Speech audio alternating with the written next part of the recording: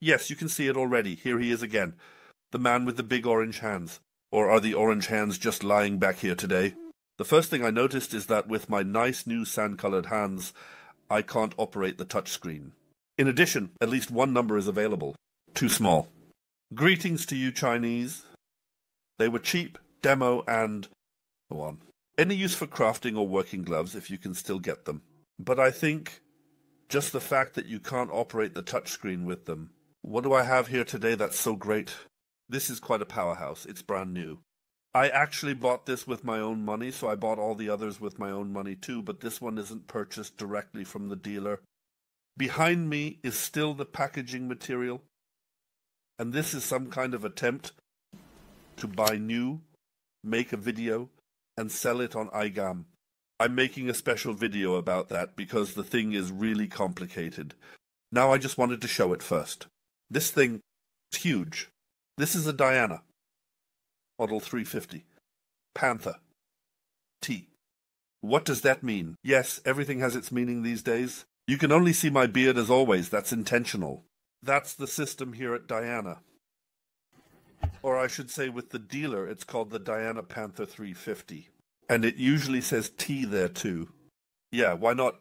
So Diana makes the Model 350, and for some reason, some clever marketing strategy said it also has to be called Panther, and T is the trigger. This is currently the best you can get in terms of leisure air rifles. So it's not for competition, but T is actually the finest you can get when it comes to leisure activities. Oh yes, and Magnum is written underneath. Magnum 1000 because there's a lot of power here in Germany. Of course, it's the neutered version, but if you look at how huge this cylinder is, you can kind of imagine what all comes out abroad. We don't care, because we're not allowed to anymore. Well, that's just how it is. I always say, you don't have to like certain laws, you just have to follow them, and then you won't get into too much trouble, and that's that. Before I go into detail about this extraordinary thing, built in my size. Yes. So this isn't a test I'm doing, I'm not testing anything, but I'm making an entertaining summary about a specific air rifle model, you could call it that. I'm going to read the shotgun to you now. I've already read most of it, namely that it's laser engraved on top. Diana Model 350, Panther TF Magnum. Yeah, the sign says Magnum, right? Then it says very prominently on the side the caliber, namely 4.5 of 177. That's due to the German gun laws. Barrels have to be marked, labelled. Then we have Diana here again, and a serial number. That somehow has to do with it. With air rifles, you can change calibers just by swapping out the barrel. That's a 4.5, theoretically a 5.5 screw. But that's not really provided for in the gun law. That's why barrels have to have their own number somehow. Got it. Complicated. But now comes the kicker. 2001 made in Germanskia. Made in Germany. This thing is actually assembled in Germany, and really every single screw is also made in Germany. I can't say, but there's still a Diana factory. The factory is still there. I don't remember if it's still called Diana. It somehow belongs to Marex. I have no idea. Definitely, or what GSG... Anyway, there are actually still people who work in Germany and put together a made-in-Germany device. Come on, I'll get into that. You all know my famous saying. Let's move on to... There's nothing written on the side, but I think it's amazing that Made in Germany still exists today. Wow. Yes, I have a black plastic stock here. Actually, I told myself, well, high-quality pieces sell for a better resale value on Igran, let's say 2001 compared to the not-so-high-quality ones. I found out that, according to the price list at that time, it would have cost an additional 120 for the wooden stock. Oh yeah, what did I pay? I paid $250 for this. I'll just mention it like that. So Barkralle, so transferred, of course, right? But it was the normal retail price at that time. See you in a separate video sometime. Yeah, and that's why I said that. Mantfit. No, then plastic is enough. Yeah, now we have a plastic stock. So, I've been looking around a bit. What variants are there of this? There's a 350 and there's a 350 Classic. And I actually think the Classic is a bit nicer. The stock is a bit shorter. It has this nice cheek piece in the front. So it's a really hunting style stock. You can really notice the differences. But there's only one variant of that, at least the only one I've seen, and it costs a lot of money again. So, as much as the others, this variant, grip is the most important thing. But the size, because when you take this thing in your hand, you really feel it. Wow. Wow, this thing is heavy. Most of the weight is really concentrated up front here. So when you get into position here, you really feel like, wow, this is a proper rifle. I always do this here, you know, in the crook of my arm. And I think that fits pretty well. Maybe another 2 centimeters, then it would really be perfect here. But this thing is really already in my size, and I dare to make that statement. Most shooters will prefer to shoot this thing off a rest, because it's not heavy. It's really heavy, really big, and has a long barrel. Incredible. Believable. Stock. I don't mean this stock. I always call it the stock or cheek piece. This is the stock here, the pressure stock. On the back it says Diana, and there are 2 Phillips screws. Why do I mention that they are Phillips screws? Because the real old ones have slotted screws. You could say that, maybe. The liner isn't exactly down here because I really like to unscrew it, put it on the scanner, and then just print intermediate segments with the 3D printer that you can screw in between. 2001. At some point I will actually do that, and then I'll let you know and also make the STL files available for download. We have a cheek piece here, both on the right and the left. The stock overall, well, like most plastic stocks, I find it a bit thinner than the wooden version. But I've never measured that. It just feels thinner. That's black too. Black doesn't add bulk. Every woman knows that. That was an awful noise here. Up front, there's a plastic bowl that I bought ages ago, made of really thin plastic. Now the sight tunnel was moving along one of those plastic hangers, and that's a terrible noise. So, from the bottom, the jans are just a regular trigger, so no secrets or anything like that. Then we have a trigger guard down here, made of, I would say, plastic, embedded in something. It's not milled, it's all printed, cast, it's all somehow done that way. And definitely everything is nicely recessed, no sharp edges. Wonderful. And definitely everything is nicely recessed, no sharp edges. Wonderful. Here it's still a bit tidier. Now we see 2 holes. It's good when you see holes in air rifles in any trigger guards, but that's a good sign. And indeed we have the T-trigger here, that I just mentioned. It's a nice thing to have a T-trigger, you can adjust it a lot. I haven't done 2001. I just shot the thing straight out of the box. Let's see what comes out of it. That wasn't bad at all. We'll get to the trigger characteristics later.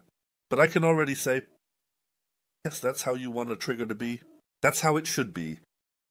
Here's still somehow an inserted, glued-on whatever plate.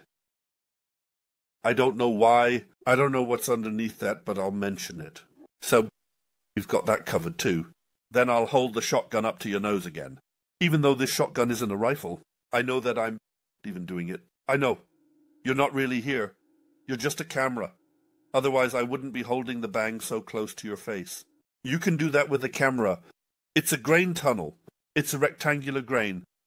The light collector in it. And it all fits. So you find the rear sight? I have before I find this here. No, that's not rare to have it with you.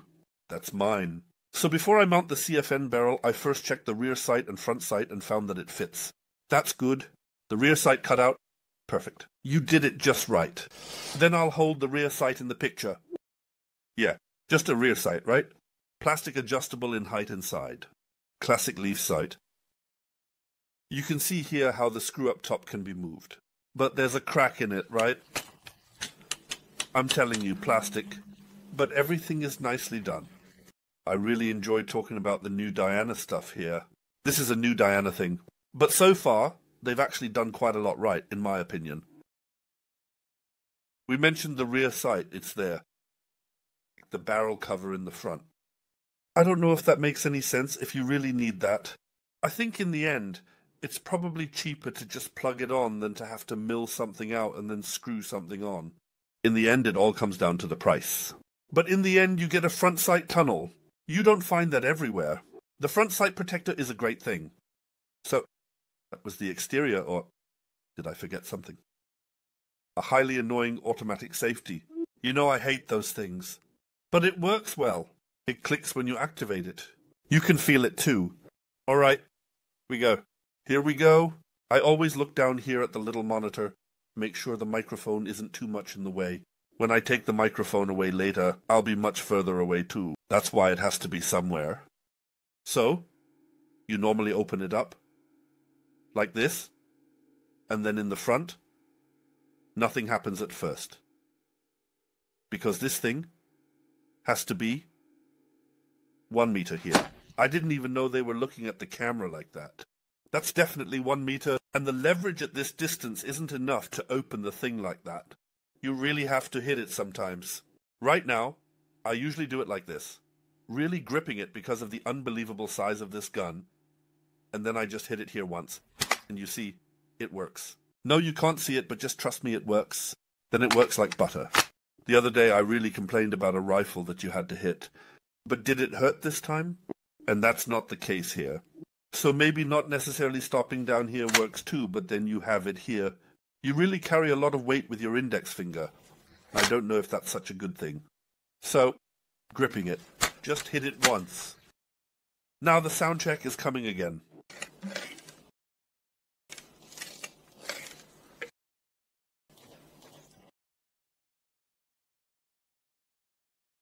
This thing is brand new. Shoot a few hundred rounds with it, and then everything looks completely different. So, cocking, the tension is higher. So it's not hard to cock or anything like that, right? So, nothing that a kid couldn't handle. But because the lever is so long, and the distance you have to pull is quite significant, really get a sense of it. Wow. Wonder what kind of primer is behind that abroad. Wow, that's something. That reminds me, we haven't even talked about the target and the padlock here. How did I end up on padlock? Laptop, or rather here, tablet. When I'm back there. I was at the doctor's again this morning. You know, I also got some medication. No, I didn't. But something, not that I... No, but it's a great excuse. You can always say that when you're dealing with something. So we now have this one here. Unlock. Hold. Pull the trigger. That means I can pull the trigger as many times as I want. And more importantly, I can also relax the thing without having to fire a shot. That's not the case with many newer ones anymore. It doesn't work like that. That's why I'm saying, in advance, before I hold the gun down in the bullet trap again, that the trigger pull is adjustable with the current setting. You know, I think that the trigger pull can be significantly adjusted with one screw, and with the second screw, you can adjust the trigger resistance. So we have a lot of advantages. Then there's a pressure point. And I can feel how the trigger still moves a bit despite the pressure point. So, with the match air rifle, when the pressure point is reached, the shot happens right after that. And, yes, without scratching. I can feel a slight scratching. I also noticed after the first few shots that the scratching quickly decreases. It could just be that there's simply some paint on it or something like that. So I think if I shoot another 100 rounds, there won't be any scratching to feel at all. Oh, safety. I'm telling you, I hate safety. So, automatic safety. There's nothing wrong with manual, but I find automatic safety awful. And then it comes at some point, but it goes super smooth. It's not about scratching until it goes bang. It comes out super smooth. I think I'm talking a bit more than usual today, I suspect. Probably because the shotgun is longer. Come on. It's not getting any easier with the gloves on. I think I'm going back to the oranges. Nice and slow, nice and careful. Could it be that this here... Yeah. The opening is recessed. So you have a slight... like a funnel? A bit tapered? Makes sense, right? Off safety. I'm aiming sideways again. Just pay attention to what's happening with the stock. Can we see something? Yeah, a little bit, right?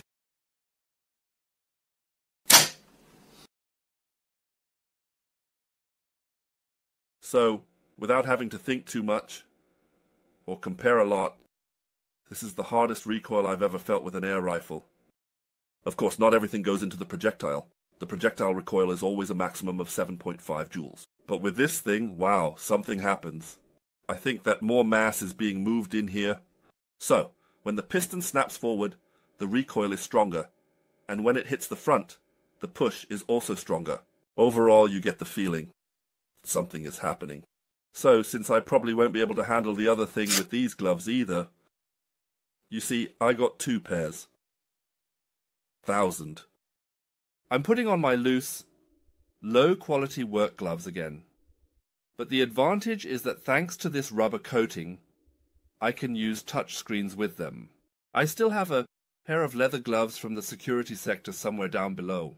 They actually have a specially coated fingertip on the index finger and thumb, so you can use tablets. That can happen in security too. I'd say, first of all, I'm holding the shield half into the picture. This is the 350. So, you don't see much? I'll do it like this. Now you might say, oh, for $250, that's not so great after all. Just wait, I'll turn this around again. So, these 3 individual outliers on the side, the 2 and this one here, those are exactly the last 3 shots. Yes, I see it mirrored here. Those were the last 3 shots. I have the scope, because I'm probably going to leave my last one on the Diana 75, so I ordered a new one along with it. And this is now the first use. Now it could be that the shaking with this thing has thrown it off a bit. Or here, that a click just happened to land right on the tip or something. So normally that's not a spread. And I have to say, for a recreational air rifle, if you take away those last 3 shots, it's more than okay. So if you don't have a coin handy, you can easily cover that with a $200 bill. I watched my own videos. Again.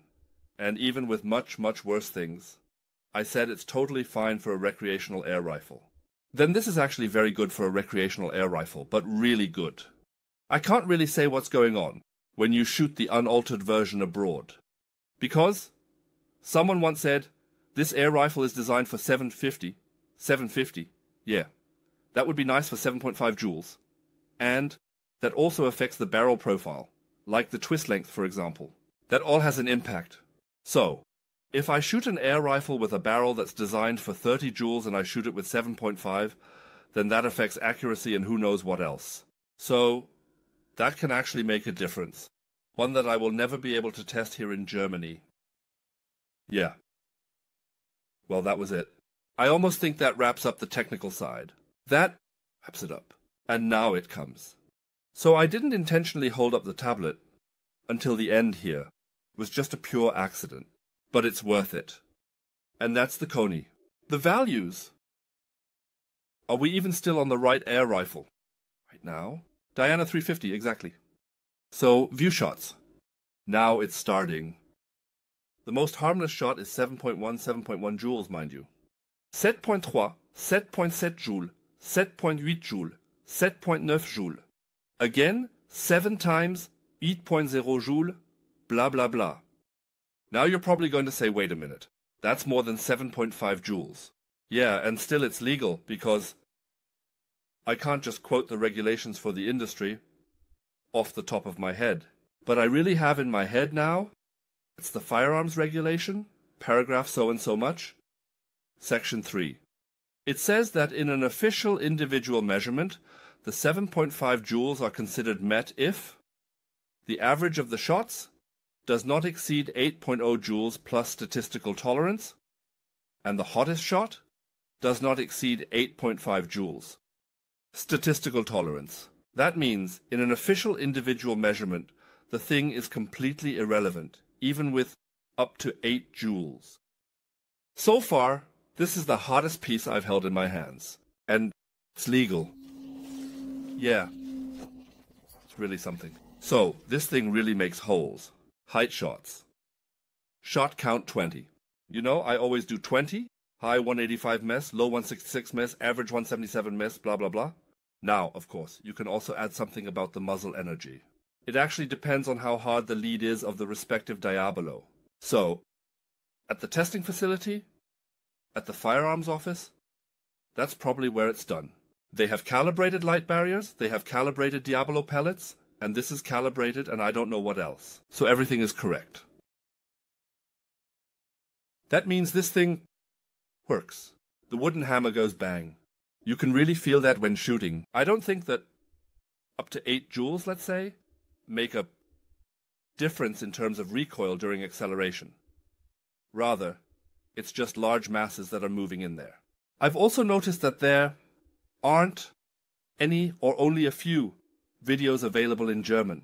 I rarely watch the English or English-speaking videos. I do check those out sometimes, but the problem is that we don't have any comparisons of muzzle energy. So if they're shooting with 30 joules, and everything is super great, fantastic. Aside from that, the guy's a dealer. So that can't be a limit or a standard for the German version of it. Overall, I have to say that Diana got a few things right. Personally, if I were to buy this thing for myself on a permanent basis, I would prefer the wooden one because it just feels better. But for $120 more, I would definitely think about it 3 more times. I think that was one of my most chaotic videos that I've made in this format so far. Still, I have to say, I can just point out the size of this thing, the length, the weight. I can only emphasize that this thing is huge for an air rifle. I would say, I've already mentioned this about the Stoger, the X, that when you pick this thing up, or even just see it lying on the table, you get the feeling that you're dealing with a double-barreled shotgun, because those are also quite big and pretty heavy. But, yeah, it's really fascinating to have had that thing in my hands. I like it too. I'm just going to keep talking blah blah blah, but I don't think there's much more to say. They're doing everything right. Of course, for $250 you should expect everything to be done right. In the meantime, I don't think that thing is in the catalog at $340 or so. Let's see. Yeah, I would say, due to the lack of mental measurements, with outgoing flat plinking ammo, it's not really something you can see like that. Yeah, I'm emphasizing the 3 outliers. Here on the side, even though you can't see them so well, from the back. Well, God will make it work. Yeah, let's take a look at the scope. So the last 3 shots were really nicely grouped together.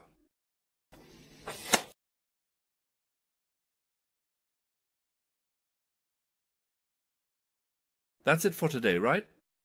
The 6th guy who's got his orange phone with him, and whether the gun is clattering around, and he has to mock it all alone in front of the camera, because of hot screens, or whatever it's called.